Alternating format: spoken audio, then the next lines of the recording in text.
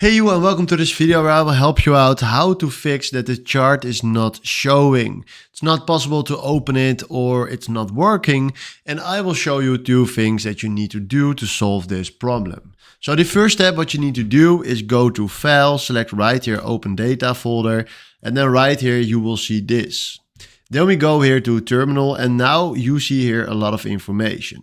What we're going to do right here is quite simple. We do Ctrl A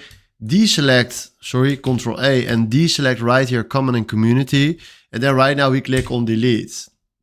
Then right now he's deleting all the information right here. Now if it's not possible to delete this, we do skip, and then after this we close this tab, and then right now we reset our data.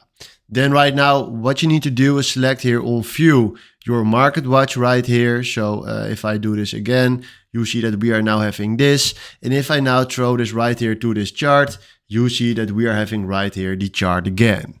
So this is how you can solve the problem, and hopefully this was the video where I was looking for. Thanks for watching and have a wonderful day. Ciao.